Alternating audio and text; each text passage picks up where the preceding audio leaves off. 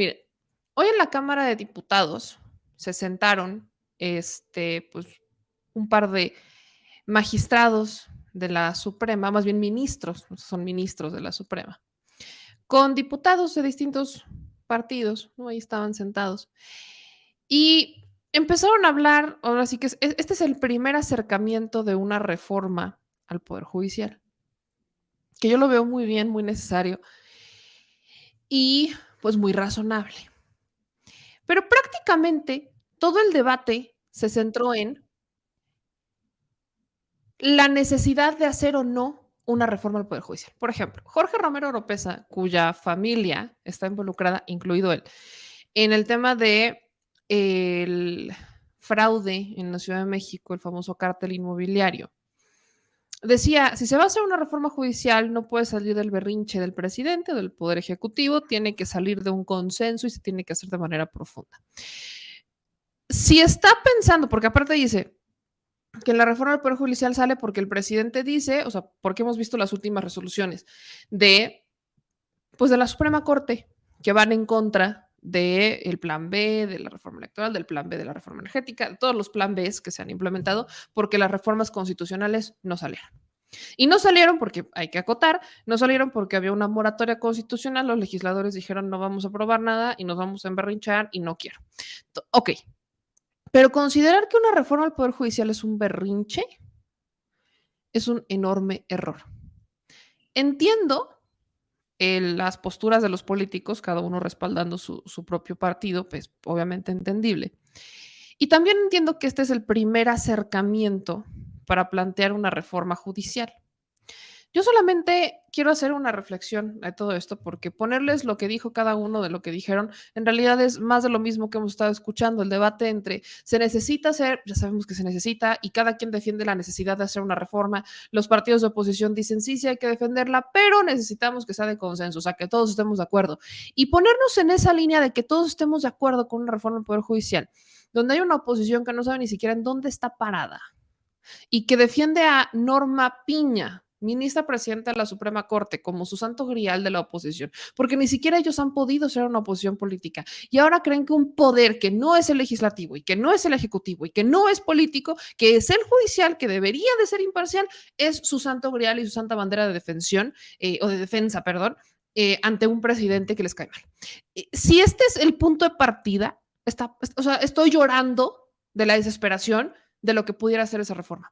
No se van a poner de acuerdo nunca, porque ya desde esta concepción, el Poder Judicial no está siendo justo, porque el Poder Judicial no debe estar inclinado hacia un poder o hacia un partido.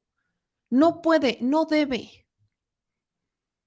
El Poder Judicial tiene la responsabilidad de no distinguir género, cuestión social, ingresos, o sea, vaya, no, el Poder Judicial no tiene que hacer una distinción para llevar la justicia dependiendo de cómo es la persona, en qué cree o por qué cree en lo que cree, más que por el tema por el cual se le está investigando, por el cual se le está juzgando, etcétera. No, no puede hacer esa distinción.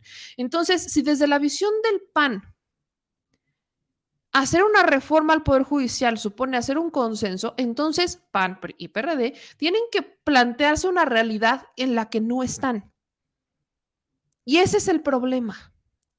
Porque de no ser por lo que el PAN llama un berrinche el presidente, no nos estaríamos sentando a hablar de una reforma al Poder Judicial, porque para ellos el Poder Judicial está bien. Y si hay que hacer reformas, son mínimas. Y eso no es cierto. El Poder Judicial necesita reformas amplias, profundas. Y sí coincido en que se deben sentar y que deben realmente arrastrar el lápiz todos los involucrados para ver qué es lo que se va a reformar. Pero hay alguien o muchas personas que me faltan en esa mesa.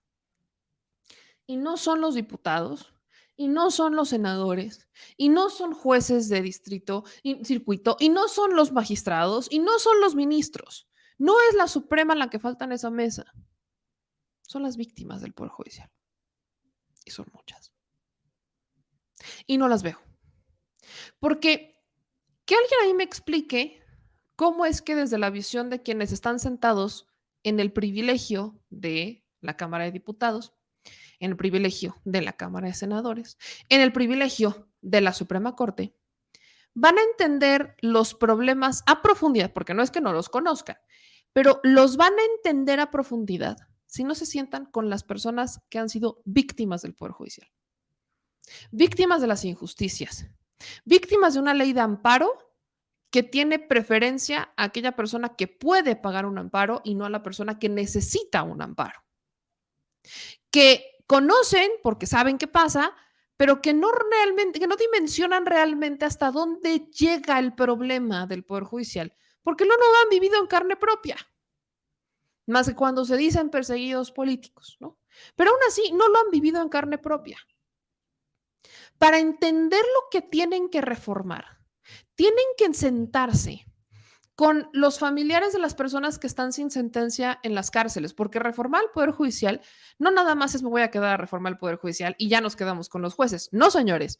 Si quieren realmente hacer una reforma a la justicia mexicana, tienen que incluir a las fiscalías, a los ministerios públicos y tienen que incluir a los centros penitenciarios.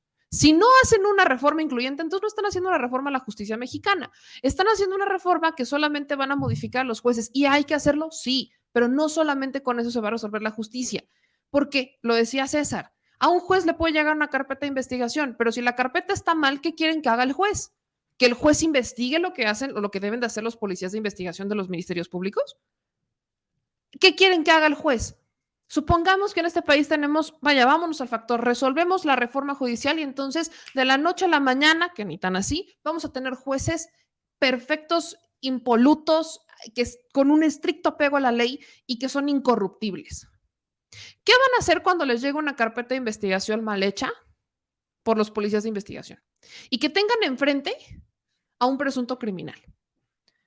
¿Qué va a hacer el juez si la carpeta de investigación no está conforme a derecho? ¿Qué va a hacer un juez si la persona fue detenida bajo tortura? ¿Qué tal si es un criminal, pero comprueba que fue detenido bajo tortura porque los policías se lo agarraron a madrazos cuando lo detuvieron? ¿Qué va a hacer? ¿Qué va a hacer el juez? Y no estoy defendiendo a los jueces, pero es que es neta. Ya bien violado el proceso. Pues o sea, si van a ver, si quieren cambiar el proceso, lo tienen que cambiar. Y no solamente es una reforma al Poder Judicial, es una reforma a la Fiscalía General de la República y por ende a las fiscalías de los estados, a los ministerios públicos, y es una reforma al sistema penitenciario mexicano. Ahí tiene que, o sea, queremos cambiar la justicia, siéntense a escuchar a las personas que han sufrido de esto. No saben la cantidad de mensajes, de noticias que me han llegado a mí en los últimos 3 días de menores de edad. El caso de Daniel Benítez. Todavía está el caso de Israel Vallarta. O sea, tenemos casos para tirar al cielo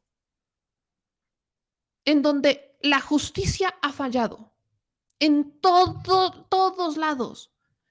Tenemos jueces, que eso le corresponde, por ejemplo, al que deberían reformar, y espero que lo pongan sobre la mesa, en el Poder Judicial, el Consejo de la Judicatura, ¿no? Se supone que el órgano que regula a los jueces, el órgano que investiga a los jueces, es el Consejo de la Judicatura. Ok. ¿Saben ustedes cuántos jueces tenemos que han abusado de sus esposas, que han cometido violencia intrafamiliar, que lo han sido denunciados, que han sido acusados? ¿Saben cuántos jueces tenemos que han perdonado? El caso de los porquis, ¿no? Que tenemos a este juez que actuó sin perspectiva de género en un caso que requería que actuara en perspectiva de género y que dejó que se fugaran 5 menores que tenían privilegios y que habían abusado de una menor. O sea, todo esto, ¿saben qué ha pasado con estos jueces? Como los escándalos les estallan, si a más no los separan del cargo, no los investigan y mucho menos terminan en la cárcel. Los reasignan a otra área. Lo mismo que pasa con los policías. Cuando un policía federal, por ejemplo, comete algún delito, de la nada el policía federal aparecía como policía en algún estado. Porque como no hay un registro ni nada, pues lo mandabas a un estado y ya. ¿Cómo es posible, por ejemplo, que Raciel López, investigado por presuntamente estar detrás de la construcción de un motel en un penal en Puebla, de la liberación de criminales y de detonar el narcomenudeo porque le encanta negociar con el narco, haya pasado de ser procurador y fiscal en Chiapas a secretario de Seguridad en Puebla y luego fiscal interino en Quintana Roo? ¿Cómo es posible que estas cosas sigan pasando? ¿Y qué va a hacer un juez al respecto de esto? Bueno, lamentablemente, este es el problema. Que hablar de una reforma judicial, si quieren que realmente funcione, tienen que aventarse a arrastrar el lápiz con las fiscalías, tienen que aventarse a arrastrar el lápiz con los centros penitenciarios y tienen que aventarse a arrastrar el lápiz con la Comisión Nacional de Derechos Humanos, pero sobre todo con las víctimas, con las personas que están sufriendo porque su familiar lleva 20 años, 10 años, 5, un año encerrado bajo un proceso en donde un juez le otorga amparos a una persona, pero estas no tienen dinero, entonces le otorga el amparo a la otra, etcétera, etcétera. O sea, vemos que aquí hay que reformar 1500 cosas. Y yo a las personas que no veo sentadas en esa mesa son a las víctimas. Antes o incluso al mismo tiempo que al ministro, tienes que escuchar a la víctima. Porque el ministro te va a dar su visión de qué hacer, pero el ministro no ha sido una víctima de injusticia. El ministro no ha sido una víctima de injusticia del Poder Judicial a tal grado que hoy por hoy su vida está en riesgo por eso. En esa mesa deben de estar víctimas. Se debe hacer un parlamento abierto, si lo quieren llamar así, con víctimas, con periodistas, con las personas que han estado detrás de todas estas víctimas del Poder Judicial en distintos estados para que entiendan qué es lo que tienen que reformar, porque si la van a hacer es que todos tenemos que estar de acuerdo, y es que, o sea, si la van a hacer por un tema político, porque la gente pide una reforma al Poder Judicial, porque queremos una reforma al Poder Judicial, si solamente la van a hacer y la van a dejar en los jueces, mejor no hagan nada. Mejor no hagan nada y mejor espérense a que lleguen personas que tengan la voluntad de escuchar a las víctimas y de sentarlas y no nada más recoger e interpretar lo que ellos dicen, sino de sentarlas en la misma mesa en la que van a sentar a jueces y en la que van a sentar a ministros. Porque tienen que entender los que están del lado de la ley el problema del Poder Judicial, de las fiscalías y de los ministerios públicos y del sistema penitenciario. Tienen que sentar en esa mesa a los fiscales, tienen que sentar en esa mesa a los directores de penales, tienen que sentar en la misma mesa a los involucrados y no hacer una, hacer 20 mesas con diferentes personas de estas representaciones para entender cuál es el problema del Poder Judicial. Porque si no, solamente tienen una interpretación y una visión política de lo que está mal. Pero a ciencia cierta, no lo saben. Y mientras no lo sepan, no lo van a poder reformar como el pueblo quiere. Así que ojalá se atrevan a sentar a las víctimas. Porque eso de hay que cuidar al ministro, no sé qué, vaya, tienen la manera de controlar la situación en un parlamento abierto, tienen la manera de hacer una situación controlada y si las personas que son víctimas las sientan, créanme, lo han estado pidiendo durante años. Durante años han estado pidiendo que se les escuche cuál ha sido el problema para entonces hacer una reforma al Poder Judicial que realmente sirva. Pero a veces los pesos políticos son más que el peso popular. Y espero que, insisto, esta es una primera mesa. Ojalá para las siguientes se contemple a las víctimas. Ahí nada más. No, y no vayamos lejos con preguntémosle a cualquier policía de investigación que de las fiscalías que te dicen que los ponen a hacer trabajo de campo, que es su trabajo, ir a investigar, pero cuando regresan a la oficina tienen que revisar 100 expedientes que tienen en su mesa. Entonces, o le dan prioridad a revisar los expedientes que cada día se les acumulan en sus escritorios, o hacen trabajo de campo para hacer una buena investigación y así llevar una carpeta sólida para que entonces el juez pueda determinar con esa información el resultado de lo que tenga que hacer, ¿no? Entonces, es como vamos, lo que dices, ¿no? Son esos pedacitos que a lo mejor aparentemente no están visibles, pero que sí entorpecen una investigación. Sí, claro. Es que son muchos factores. Ahora, si realmente lo llegaran a hacer, me dicen, oye, se va a resolucionar todo. No, no hay manera. Que si realmente escuchan a la gente y escuchan cuáles son los problemas que involucran a la justicia mexicana, se vaya a resolver en 6 años. No, no va a pasar, porque justamente tienes el tema de personal. Tienes que hacer una inversión en el personal, tienes que cambiar el personal, tienes que capacitar el personal, o sea, el problema central está en el personal, que aquí es un tema humano, sobre todo, de la capacidad de las personas capacidad y voluntad, diría yo, capacidad y voluntad para sacar los casos. A mí me ha tocado, cuando fue el robo en la fábrica de mi papá, me tocó que la policía de investigación encargada, vaya, es más, no habían hecho absolutamente nada hasta que los medios del Estado, y hablo de 2 medios nada más, sacaron la nota, particularmente mi amigo Iván Tirso, que publicó una columna en Milenio Puebla al respecto del caso. Hasta ese momento, la fiscalía dijo, caray, sí hay que hacer algo. Y cuando toman el caso, la policía de investigación, me acuerdo de su nombre, se llama Guadalupe, la agente de investigación, la agente del Ministerio Público me dijo, usted me tiene que traer los videos, las evidencias, a sus testigos y si quiere. Yo. O sea, yo te voy a hacer la investigación, ¿no? Yo lo tengo que hacer. Pues y si quiere, porque yo no tengo tiempo, no tengo coche y tengo muchas otras cosas que hacer. Antes de su expediente tengo otros 20. Ok. Entonces la gente se resigna y luego nos echan la culpa y nos dicen, es que no denuncia. A ver, ¿por qué la gente no denuncia? Porque te salen con eso. ¿Para qué denuncias? Miren, si hacemos un estudio, ahí va. Si hacemos un estudio de por qué la gente denuncia un delito, les van a salir los siguientes resultados. Porque porque tiene la garantía de algo robado y le exigen la denuncia en el Ministerio Público para poderle hacer válida la garantía. 2, porque es un delito penal, hablamos de un asunto de un asesinato, etcétera, etcétera, o sea, cosas que se investigan de hecho por oficio, entonces pues, tiene que llegar a ser un testimonio, una denuncia, etcétera.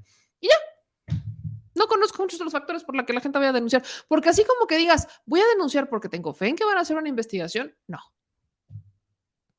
Entonces, ¿qué pasa con las fiscalías? Pues que las fiscalías creen que la ausencia de denuncia es ausencia de delito y entonces todo está muy bien. Y listo. Y eso no es cierto. La ausencia de denuncia es una ausencia de confianza en. Y si no hay confianza en la autoridad que va a investigar, pues entonces, ¿qué estamos esperando? Gracias. Hay mucho que hacer, se tiene que empezar por algo, sí, qué bueno que empezaron, pero espero que en esa mesa sienten a las víctimas y que sientan a periodistas, que sientan a todos los responsables a los derechos humanos, o sea, que sienten a quienes tienen los problemas o a quienes han sido víctimas para entender qué es lo que tienen que reformar y entonces, teniendo una idea clara de qué es lo que pueden hacer, ahora sí sentarse a ver qué es lo que van a hacer. Y entonces, esto deja de ser un tema político. Lo que estaba diciendo el PAN es que tiene que ser por consenso. Sí, claro, pero ¿cómo le vas a decir que no cuando está planteando el problema a la víctima directa? ¿Vas a decir que es un asunto político lo que está diciendo la víctima? Es muy sencillo. Déjense de politiquería, el PRI, PAN, PRD tiene que dejar de condicionar las reformas que son necesarias en este país y tienen que empezar a escuchar a la gente. Yo sé que les cuesta trabajo, no es su naturaleza. Escuchen a las víctimas y dejen de jugar a la politiquería de voy a aprobarla si todos estamos en consenso y si no es un berrinche. La gente pide una reforma judicial y eso no es berrinche, es una urgencia. Por algo se tiene que empezar, pero mínimo tengan el diagnóstico claro, mínimo tengan un claro diagnóstico del problema para ahora sí decir, esto es lo que puede pasar y vamos hacia adelante. Y esto es lo que podemos hacer en una fase 1, en una fase 2, en una fase 3. Así es como se hacen las cosas. Pero, insisto, hay que escuchar a la gente.